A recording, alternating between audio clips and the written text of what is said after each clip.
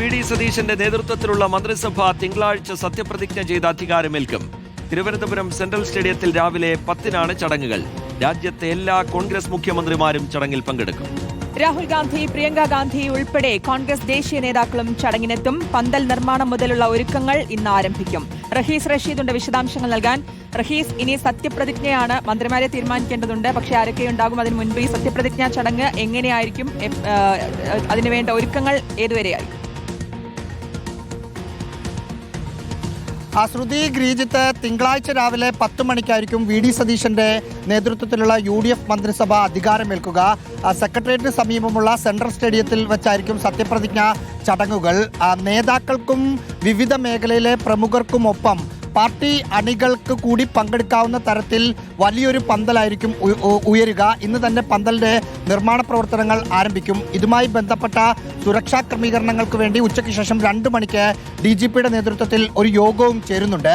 നമ്മൾ മനസ്സിലാക്കുന്നതനുസരിച്ച്, അല്ലെങ്കിൽ വി.ഡി. സതീശന്റെ ഓഫീസിൽ ബന്ധപ്പെട്ടപ്പോൾ മനസ്സിലാക്കുന്നത്, രാഹുൽ ഗാന്ധി, പ്രിയങ്ക ഗാന്ധി, കോൺഗ്രസ് അധ്യക്ഷൻ മല്ലികാർജുൻ ഖാർഗെ പോലുള്ള ഏറ്റവും പ്രധാനപ്പെട്ട നേതാക്കൾ പങ്കെടുക്കും. 3 കോൺഗ്രസിന്റെ മുഖ്യമന്ത്രിമാർ ചടങ്ങിനെത്തും എന്നാണ് വി.ഡി. സതീശൻ ക്യാമ്പിനോട് സംസാരിച്ചപ്പോൾ മനസ്സിലാകുന്നത്. കർണാടക മുഖ്യമന്ത്രി കെ സിദ്ധരാമയ്യ ചടങ്ങിന് എത്തും എന്ന കാര്യം അവർ പറയുന്നുണ്ട്. ഒപ്പം തെലങ്കാന മുഖ്യമന്ത്രി രേവന്ത് റെഡ്ഡിയും ഒപ്പം മറ്റൊരു മുഖ്യമന്ത്രിയായ സുഖ്വേന്ദർ സിംഗ് സുഗു, ഈ 3 മുഖ്യമന്ത്രിമാരാണ് രാജ്യത്ത് കോൺഗ്രസിനുള്ളത്. ഈ 3 ആളുകളും പങ്കെടുക്കുമെന്ന് പറയുന്നു. തമിഴ്നാട് മുഖ്യമന്ത്രി വിജയിയെ പങ്കെടുപ്പിക്കാനുള്ള ഒരു ശ്രമം AICC നേതൃത്വത്തിൽ നടക്കുന്നുണ്ട് എന്നാണ് KPCC നേതൃത്വം അറിയിച്ചിരിക്കുന്നത്.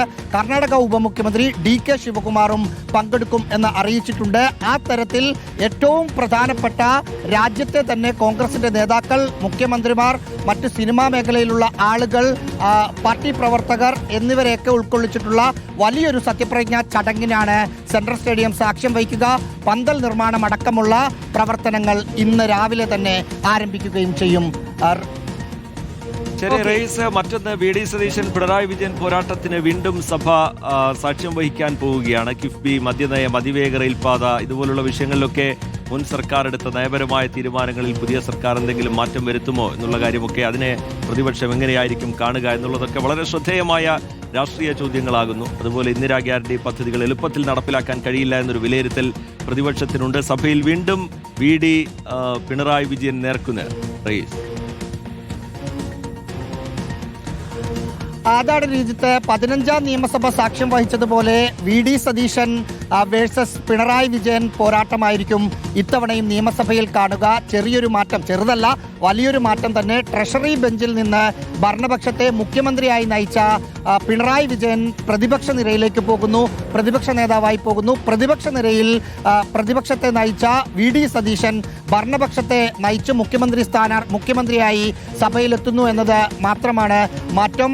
ഈ സമയത്ത് പലതരത്തിലുള്ള കഴിഞ്ഞ സർക്കാർ എടുത്ത നയപരമായ തീരുമാനങ്ങളുണ്ട്. നേരത്തെ ഗ്രീജിത്ത് പറഞ്ഞ മദ്യനയത്തിൽ ഏതെങ്കിലും തരത്തിലുള്ള മാറ്റങ്ങൾ ഈ UDF സർക്കാർ നടപ്പിലാക്കുമോ? കിഫ്ബിയെ അടിമുടി എതിർക്കുന്ന ഒരു നിലപാടായിരുന്നു UDFൻ്റെത്. അത് മുഴുവൻ പൊളിച്ചെഴുതുന്ന ഒരു നീക്കത്തിലേക്ക് പോകുമോ എന്നതടക്കമുള്ള കാര്യങ്ങൾ നോക്കണം. അതിവേഗ റെയിൽപാതയിൽ കേന്ദ്ര നിലപാടിന് ഒപ്പം ആയിരുന്നു UDFൻ്റെ അന്നത്തെ നിലപാട്.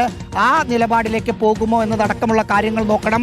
വാദപ്രതിവാദം ഒരർത്ഥത്തിൽ ഇന്നലെ തന്നെ തുടങ്ങി. കാരണം ട്രഷറിയിൽ പണമില്ല എന്ന് മുതിർന്ന കോൺഗ്രസ് നേതാവായ AK ആന്റണി പറയുകയും അതിനു മറുപടിയായി മുൻ ധനകാര്യമന്ത്രി KN ബാലഗോപാൽ ഇന്നലെ തന്നെ രംഗത്ത് വരുന്നത് നമ്മൾ കാണുകയും ചെയ്യും. ഓക്കെ, വ്യക്തമാണ്. റഹീസ് റഷീദാണ് വിശദാംശങ്ങൾ നൽകിയത്.